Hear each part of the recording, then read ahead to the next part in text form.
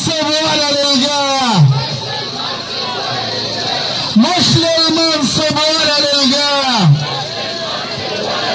نعم، ليه؟ لله. كلمة حق في وجه سلطان جائر، الوقوف لنصرة الحق، الوقوف لإسقاط هذا الانقلاب الدموي. اقتلوا شبابهم، نجدد العهد مع الله، لن نستكين، لن